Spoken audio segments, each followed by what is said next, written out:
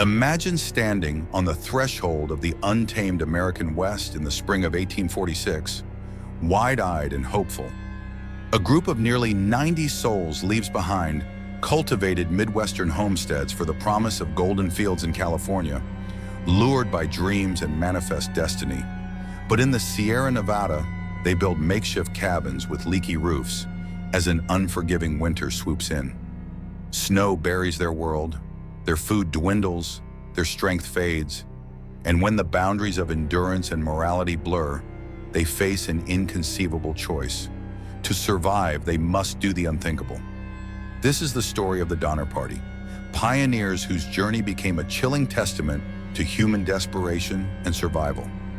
In spring 1846, a wagon train of American families, including the Donners and Reeds, departs from Independence, Missouri, bound for California. George Donner, his wife Tamsin, their children, and extended kin, alongside James Reed's family, carry not only supplies but also hopes of prosperity, religious freedoms, and a better life.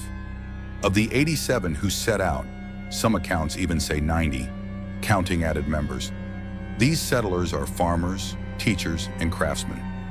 Some carry books, schooling materials, but all bring little experience in long wilderness traversal. Their early passage follows the Oregon Trail, well-trodden and relatively predictable, until they opt for a riskier, untested shortcut, the Hastings Cutoff.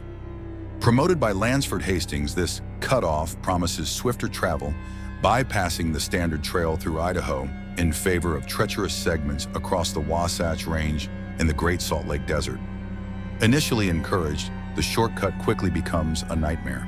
They traverse rocky cliffs where wagons must be pried through tight canyons, descend into salt flats that suck their wheels into gooey ground, and slog through an 80-mile expanse of desert under punishing sun and freezing nights. Wagon parts break, oxen collapse or are lost, tensions flare. James Reed's forceful leadership causes friction.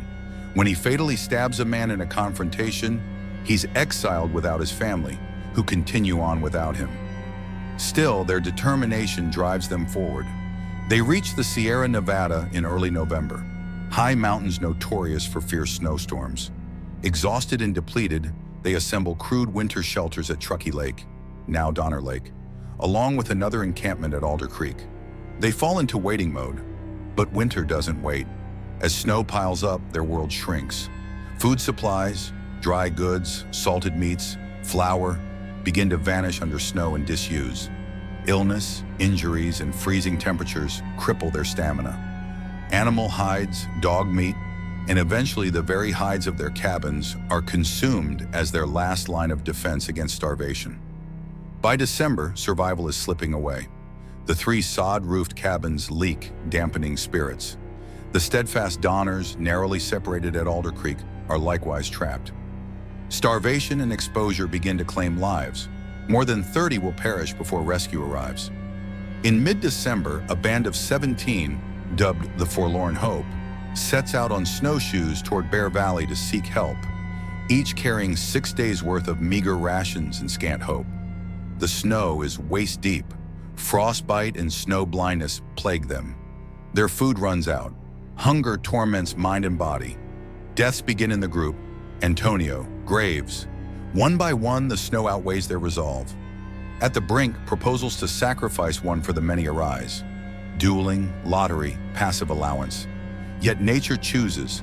Antonio and others die. Then the others face survival's cruelest choice. To feed themselves, they begin eating the flesh of the dead. They dry, ration, store the meat, but the horror grows. Only 7 finally stagger out, but 2 commit murder for food. Foster kills Salvador and Luis, guides of Native American origin, starving themselves and their bodies are butchered. Meanwhile, back at Truckee Lake and Alder Creek, survivors scrape every morsel from the land. They eat dogs, cattle, hides boiled into foul paste, and even bark. Starvation ravages the cabin dwellers until early 1847. Cannibalism becomes a grim reality, sometimes of the dead, sometimes more controversially. There are claims of murder for food, low-level morality fractures. This was plain survival by any means. National Geographic confirms some survivors themselves admitted to resorting to cannibalism. Britannica notes that after dogs and cowhides were consumed, survivors resorted to cannibalism of the bodies of the dead.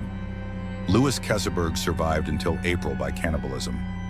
By February 1847, hope arrives, first in whispers, then relief parties. James Reed, having reached California, pleads for help. A rescue party is raised. The first group of rescuers sets out on February 4th. Through storms, treacherous passes, they emerge at Truckee Lake mid-February. A rescue party of 7 finds 15 or so survivors in cabins buried under snow. Emaciated, mentally frayed, some powerless to walk. One survivor's legend-laden greeting: "Are you men from California, or do you come from heaven?" Food is rationed to feeble survivors because overeating could kill them. Some had already resorted to licking hides, gnawing at shoelaces, hoarding moisture. The rescuers gathered 23 refugees to lead safely down, but many still remain trapped. Subsequent rescue parties over February and March slowly retrieves more survivors. Tamsin Donner refuses rescue, choosing to stay with George Donner, critically ill with infection. She ultimately dies alongside others before assistance reaches them. The final survivors are brought down: children, mothers, and broken men. Among these rescue stories is the unsettling role of Louis Keseberg, who stays behind alone but survives. When a salvage party reaches his camp, they find human remains preserved in his cabin and $273 in gold hidden. He becomes suspect, reviled, and legally exonerated only for trivia, but remains socially ostracized. In April, salvage and recovery occur. Some bodies are burned, structures dismantled. The tragedy and the cannibalism spreads eastward, generating media furor. Writers, and especially children's morality tales, retell the horror. Donner becomes shorthand for cannibals. Still, many survivors deny or suppress the details. Descendants later challenge sensationalism. In total, of the 87, or perhaps 90, who began, only 48 survive patterns emerge. Women and children had higher survival rates. Stronger group cohesion aided survival. Older men disproportionately perished. Here's the cruel, paradoxical truth. These pioneers, carrying books, lace caps, hopes, and dreams, found themselves broken, stripped of dignity, at the brink of humanity. Cannibalism was no macabre choice, but a pendulum swung to survival's dark end. Yet, despite everything, they emerged.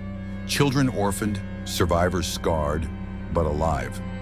This catastrophe shaped a national psyche, a cautionary tale of trust, folly, and the ferocity of winter. And the most haunting image lingers not in gore, but in the quiet resolve of those mothers who held their children close, who, against cannibalism, sacrificed themselves, or who refused rescue to stay by a spouse. These faces, frozen in time, gaze out from history with unspoken questions. At what cost do dreams endure? And who among us could face that choice? If you enjoyed this journey into history's dark mysteries, don't forget to like, subscribe,